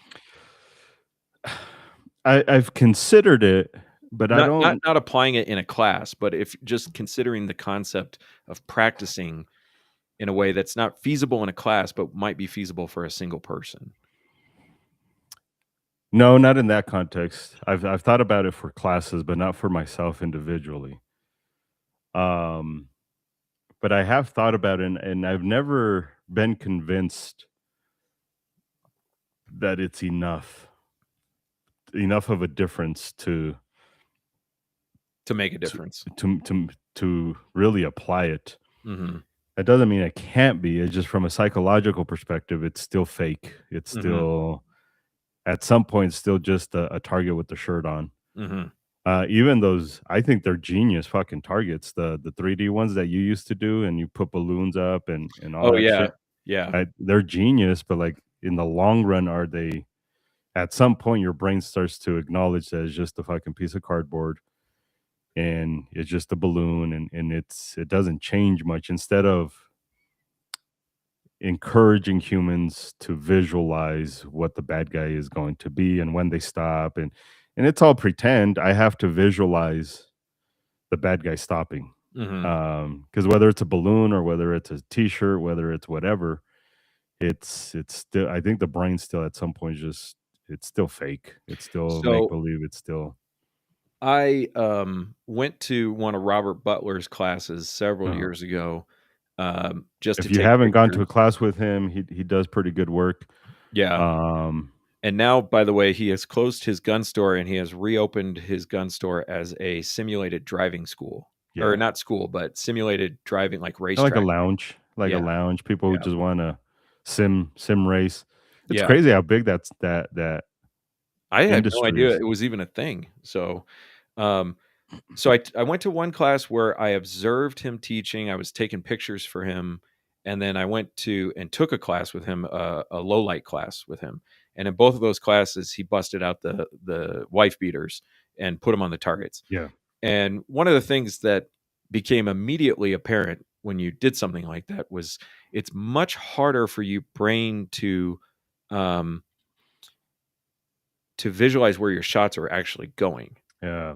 So in the paper, you you can't help but see the impact of your round and then maybe try to make a subtle adjustment, especially if you're not shooting super fast. Yeah. Um, but with the t-shirt, you can't do that. And I've always kind of thought about that, like, is there value Maybe because in the less way that performance. yeah, because Because after you're done shooting, then you go up and look at your target, and all you got to do is just take your hand, spread it out, and place it over the high center chest, and yeah, now you have a target area that you can evaluate after you've shot. yeah, Um, because one of the pitfalls, one of the ways that you can sort of let your training slip in the intuitive defensive shooting is that you start focusing more on speed than you are on precision precision. because you're just not being disciplined about it, Correct. and you get overwhelmed. You can get overwhelmed with all the information and you can kind of let things slip. Um, so I'm not saying it's the right thing to do, but it struck me as a way of testing context switching to Yeah, say, okay, the target always looks like this, but what if it doesn't look like this? correct. Am I still able to apply the skill? Um, We so we talk we talk about it a little bit, right? Because defensive accuracy is just yes or no. mhm. Don't worry so much about getting it perfect, but it does. It's really difficult for humans to not look at their shots and want to be super focused on their shots, especially the humans who want to show everybody else how awesome their grouping is. Yeah, I always make it a point to make fun of the people who, because I see them right away, they're focused on grouping because they think that's a test, and then you tell them you suck. Your groups are too tight. That's not this the virtual reality. It's not a range. It's a racing simulator. yeah, racing simulator. Racing simulator. So you pretend to drive cars and shit like that. So I don't think in Colorado there's an instructor who has simulated ranges that I would feel comfortable sending you to them to learn, because most instructors who do simulated stuff are actually they don't teach the correct shit. They don't they what to focus on and all that shit. But yeah, his is KENAZ KNAZ KNAZ Yeah, it's racing. located out near kind of between Pueblo and Pueblo West on Highway 50, and Yeah, I drive down there a lot, and I just saw it the other day, and I'm like, "Oh, I need to go check that out because that looks like fun." yeah, Um, I feel bad, I didn't, like, spend much money in his shop when it was there, but that's because I don't really buy much these days. Like, correct. I've really put the brakes on a lot of my gun purchase spending, because I kinda realized, like, I'm not actually as into guns as I thought I was. Um, It's like, crazy. I'm into guns. I am into guns, but Correct, I am not anywhere near what I thought I was, like 10 years ago. So, correct. um, but I'm gonna give it a try. I'm gonna take some t-shirts down to my range next time I'm down at Yeah, my parents' place, and I'm just gonna play with it a little bit and correct, see after learning all the things I've learned over the last 5 years and apply that and just try to pay attention to what's happening in that. Um, the the danger is that you try to start choreographing more than you should, correct. and then you're creating bad habits rather than trying to improve on the right things. But um, yeah, I learned. There's gotta be a positive to it though, to not have a quote unquote target. Yeah, Um, but going back to the question of does it matter enough to matter? correct, Is it different enough to matter?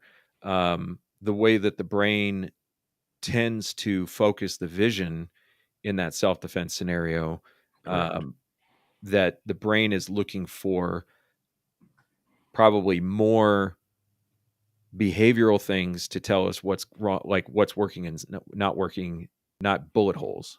Like, our brain Yeah, is probably not going to perceive those anyway, even if they were present. correct, Um, what we care about is the behavior, and the T-shirt correct. is not gonna tell you any behavior. Yeah, because the goal is stop the attack, Right, and that's probably what the brain is focused on more than anything. right. And so if we're applying the Yeah, skill on paper of good extension, good grip, good trigger press, good kinesthetic alignment of the gun, the application of the skill gets pretty consistent. yeah, Not 100% consistent, because generally we're always trying to push the limits of our ability in order to test it. How efficient can I be with my shooting? Um, but in the moment, we see that even untrained shooters achieve a certain level of accuracy that we correct, probably wouldn't have expected. correct. So, It's um, crazy how your body kind of already knows what the fuck to do. yeah. It's bonkers. Like if you just and all and that's probably what we need to encourage more is like your body already knows what the fuck to do. You don't know that it already knows what the fuck to do. We're at the range just to help you connect the dots a little bit more to give it Mhm. even more of an advantage. Yeah. It's bonkers, dude. This could be a completely fabricated connection in my head, but what I just thought of when I was a teenager, I used to do a lot of paintball, and, inevitably, young males with guns are gonna start shooting each other when they're not supposed to be shooting each other. Like, Yeah, so there was always these situations where we're not playing, but suddenly somebody gets shot, and then all hell breaks loose, yeah, and, it was nighttime, and I was picking up paintballs off the ground because I had run out, and we weren't playing anymore. We were pretty much done. I had my gun in my hand, but it was empty. I didn't have any rounds. And I saw a paintball on the ground, and I bent down and picked it up. And my buddy decided this would be a good time to shoot me in the back of the head from like 3 feet away, with the which paintball. with a paintball, which pissed me off. Yeah, Like, and it's hard to piss you off, dude. this was not a game Yeah, anymore. Like, I wanted blood, and I had that paintball in my hand when he did it, and so I dropped it into the gun, and I turned around to shoot him, and he was already running away, and he's running down the street because we're in a neighborhood, right? So, like, we're just firing paintballs at each other in a neighborhood. He's running down the street, and I took that gun in the dark, and so I can just see him in the street light, and I yeah, extended the gun out while running, and I shot him in the back of the head from about, I would say I was about 10 yards away from yeah. him. And when I shot, I figured I had missed, but then he fell down. Like, he got back up, and I was like, "Did I get you?" He showed me. I got him right in the back of the head, at a full sprint. And Like, I was good, like, bitch. that could have been luck. It may not have been luck. I don't know, but that's the first thing I thought of. Like, Yeah, your your brain understands, through the process of growing up and using your body in the world, how to accomplish tasks. What often happens is our cognitive brain gets in the way of that. correct. So, what Almost was always cognitive. Almost always the fucking cognitive gets in the way. yeah. Um, What did Joseph say? he said, "No one wants to die, so self-defense comes natural." And yeah, a lot of the stuff is we have the science. I wish more people would look at the science. It is a myth that you fight like you train. That's not a thing. Maybe we should say it's a myth that you defend like you train. Fair, fair. Fair, because there's plenty of evidence, and we have videos of this, of cops being interrogated after they get into a shooting and, like, what happened, and not just shootings, but just any big time, when AI not AI, internal affairs, IA, the other way around, gets involved, and there's plenty of videos is like, "Is your report correct?" They're like, "Yeah." I was like, "Well, let's watch the video," and they watch the video, like, "Is your report correct?" No, not after watching the video. Yeah. It's, and it was sloppy, like, the way they defended themselves was kinda sloppy because the problem was no longer presented to them the way it was presented to them in training. So in training, it was flawless. This is the way I did in training, and that's probably what they had in their brain. Responded as trained, um, and it's one of those things like your instincts very underappreciated. Your instincts, like I come back to this all the time. I'm not a religious person. I'm not, but it does kind of piss me off for Jesus. Like I'm mad for Jesus, whether Jesus is real or not, whoever your Jesus is, even if it's just Darwin, whatever the fuck you believe in. Like I get mad for whatever has us here, even if it's a simulation, for you to believe that you're better than that person, Yeah. that being. Like, oh no, I know how to unlearn everything that was hard coded into my DNA. I can do better than that. Like, no, the fuck you can't. Yeah. And a lot of times, to your point, it's just that the cognitive gets in the way, and we don't allow the limbic system to just do what it does. We get in our way, and we do some fucking stupid shit. Yeah. Um, but yeah, I think self defense comes natural to a degree. I think it does require some assistance because we're using tools that are not natural, Right. and that's why it needs the assistance because we're using tools that are not. We've They're not natural, but thanks to 500 years of technology, they are relatively intuitive. intuitive. Yep. Like a microscope is not intuitive. Yeah. It takes way more training to learn how to use a microscope than it does to use out a gun, like For to use a firearm. for some people, a QR code. Yeah. um, so like even a car is less intuitive, way less intuitive Correct. than a firearm is. Correct. The benefit of the car is that you use it all the time, Correct. and so you become intimately familiar with it Correct. for the things that you need it for. Like you may not have any idea how it actually works, but you know how to make it do the thing you want it to do. Correct. So this goes back to that Captain Sully um, example of, because I've driven the car enough times and I've become familiar with when I want it to do something, my body knows how to make it to do that thing. Yeah. In many contexts where all that's required of me to make the car avoid an accident is to do the things I always do with the car: apply a brake, apply gas, apply steering wheel, use mirrors, because that's fundamentally what we're doing when we're trying to avoid an accident. Correct.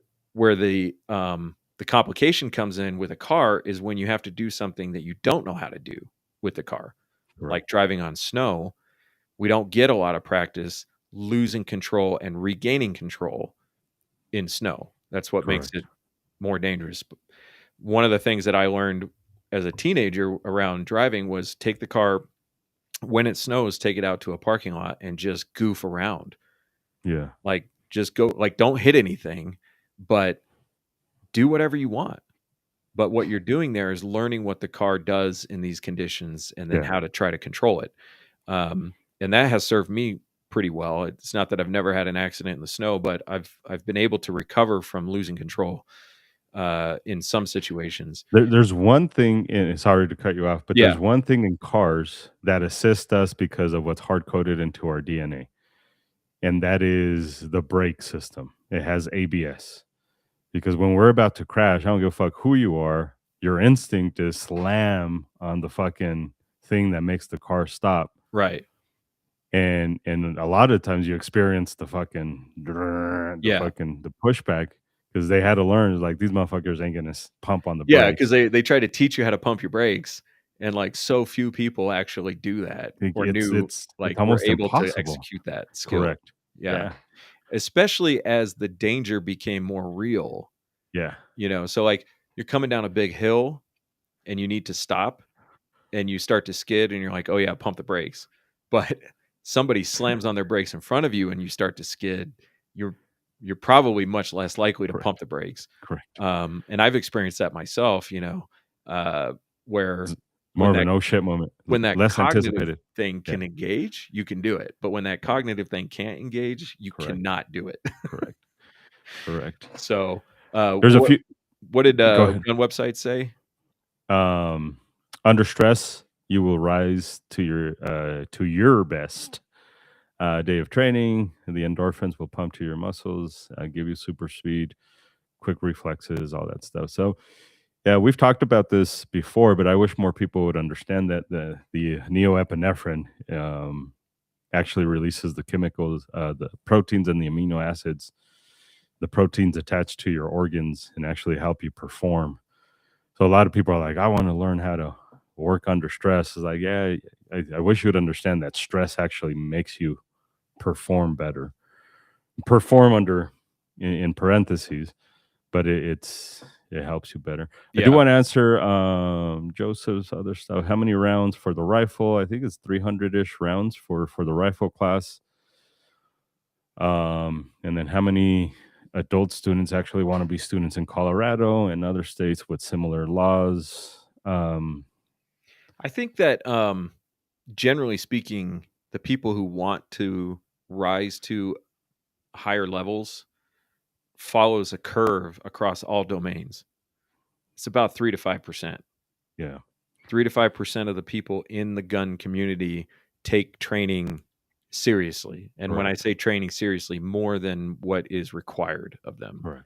Um, and uh, that's the Pareto principle just applied uh, Yeah, for allocation of resources, time, and attention, and all that stuff. So, um, 3 to 5%, pretty common. I think that if you were talking about people who take it YouTube serious, you're probably talking even less, like 1% maybe.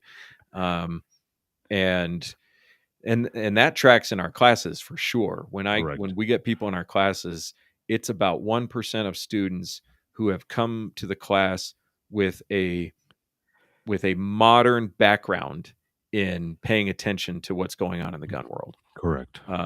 Most everybody else, if they have any knowledge about the gun world, it's what they grew up with, or zero at all. So, Yeah, it's pretty uh, low, pretty low. and there's nothing that you will ever be able to do to change that.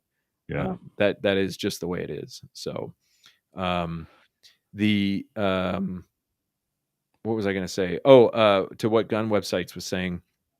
Um, there's this idea that like we need to be ninjas with the skills on the range. you've got this. I need to go hide really Oh, quick. okay. You got it. You're gonna go pass out. So there's this idea that you kind of need to be like a ninja on the range, and whatever the instructor's asking you to do, you've got to do it as fast as John Wick does it. So in our classes, when we tell you to move as you present the gun, there's like this explosive energy to move to the left or the right, and then punch the gun out, and then start shooting. And it's not what we're asking you to do. We're just asking you to execute the skill. We're asking you to be able to present the gun and move at the same time so that when your gun is at the presentation, your feet are now planted and ready to shoot. Um, Once that skill is present and those stimulus response patterns are present, then in the moment when that system is called upon by the in that limbic response, now the body is likely to be able to speed that whole process up. Um, we don't. What we're really trying to avoid with that is we're trying to avoid inducing errors. We're trying to avoid you stepping then presenting, or presenting then stepping, or presenting and then stepping again, or something like that, uh, or losing control of the gun because I'm asking you to do something with your feet and now you can't chew gum and walk at the same time. So we need to do this without errors. That's where the real learning is happening. That's where the correct neural pathways are being built. And then, to what gun website said, at that point, um, our best day of training would be no errors, and then executing that skill as quickly as we possibly can, in that defensive scenario. So, for those of you who may or may not be adding something to the chat right now, I can't see the chat, so we have to wait for Edgar to get his headphones back on again. But um, Did you have to go pet the dog? Yeah, I had to go pee. Oh, pet I the other dog. pet the So other dog. So yeah, what I was kind of finishing my thought with is the idea that in the training class, we're not really trying to accomplish speed with all of these skills. We're first trying to lay down competency with the skills, and then let the speed come with the competency. But what we see a lot of students do is forcing the speed, and not just the shooting speed. We're talking all the physical skills we're asking you to do: the movement, Mhm. the presentation of the gun, Yeah. all of that stuff. And so when we talk about you rising above your level of training, or rising beyond what you thought you could do, if those primary skills are built correctly, then what we would likely see is that you'll do those skills, but you'll do them more proficient, more quickly, more efficiently when the body calls upon them and applies that Yeah. sympathetic nervous response. Yeah, because So, your brain does need some sort of repetition. So again, we've talked about this before. We call it the WET. It's a weird fucking acronym, the Warrior Expert Theory. But this is true in everything. Is if you grow up poor, you start to learn how to fix things around your house, and like next time my my fridge goes out, I know how to fix it because I fixed it once. So I already know how to fix it. But the very first time, like it felt like I was never gonna fix the fucking fridge.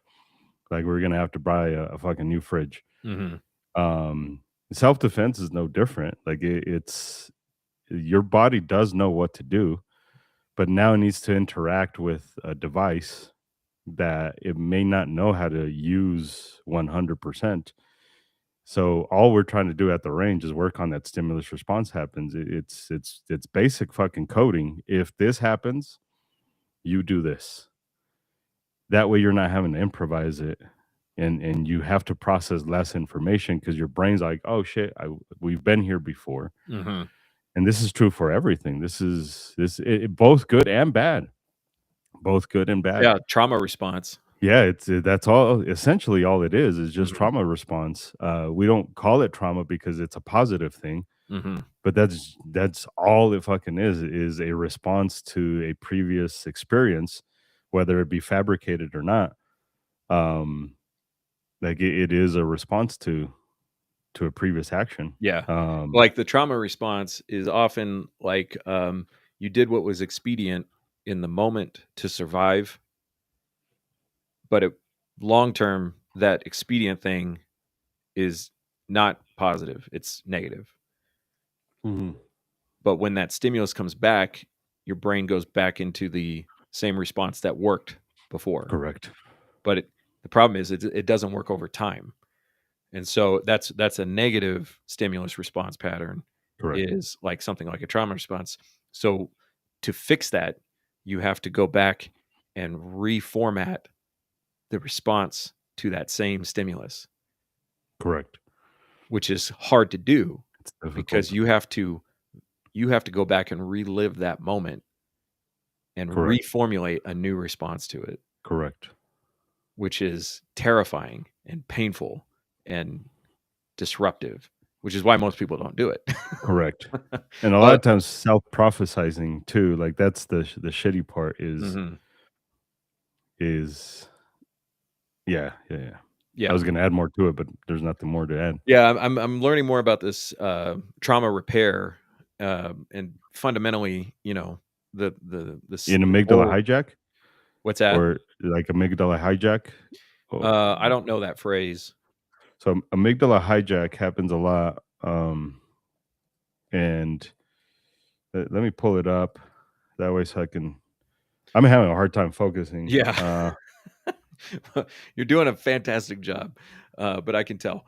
Um, but yeah, like, the process of visualizing the traumatic event to the point where you now can recall it, and then doing talk therapy on changing the response. So an amygdala hijack, and this is AI, so take it for whatever the fuck it's Mhm. worth. I don't believe AI 100%, but go to the other places for those of you guys that are serious about it. But learning about it. Amygdala hijack is when your brain's emotional center, the amygdala, takes over, triggering an intense, disproportionate fight or flight response, fear, anger, to a perceived threat, shutting down rational thought, prefrontal cortex for immediate action, often leading to impulsive behaviors you regret later, like yelling or freezing, even non-life threatening situations like traffic or disagreements. Yeah.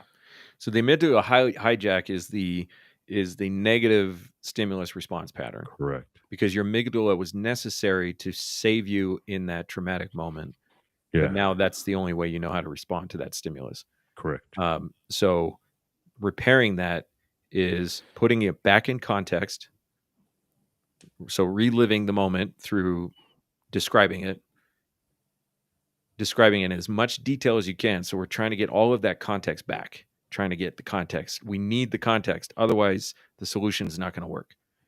So reliving the trauma through talking about it and being detailed. And then once you can do that, then formulating new responses. But the key here, the whole point of this is that without the context, the skill is useless. Correct. So you can talk to a person who's been through a traumatic incident and be like, you don't need that response anymore. You can tell them all you want. It won't work. They must put that thing back into the context. Right. And that context has to be as realistic as possible. Otherwise, it doesn't work. So more evidence of how important context is for skill development. Correct. It's crazy, dude. Yeah. So it's crazy. As I'm learning this, I'm like, oh, I should do this. I'm like, but my brain is so shut down, I can't remember traumas. So I trying to ignore it all. I minimize them in my head. I'm like, yeah, that was no big deal. No big deal. No big deal. No big. That's hilarious. But and I'm the opposite. Everything's a huge fucking deal. Everything is. Somebody didn't give you a stick of gum when you asked for it, and you're like, this motherfucker. He fucking hates me. Told you, world's gonna end. All right, well, let's cut you a break and let you go so you can lay down and spin on the bed instead of sitting up and spinning in the chair. Shit. Well, thank you guys for participating. Really appreciate it. We did no self-promotion for the websites or classes, no, we did a little bit. But yeah, we got classes coming up, and including the full defensive shooting class for rifle and for pistol, March 14th and 15th in Colorado Springs. So yeah. All right. Sweet. I appreciate you guys. Thanks for bearing with this whole shenanigans. Hey, I forgot how to set up a fucking restream. So crazy. All right. Peace. All right, motherfuckers. Wash your ass. I got yelled at for not saying wash your ass. Somebody's like, what? No wash your ass anymore? So wash your ass, motherfuckers. Like I gave up on that part.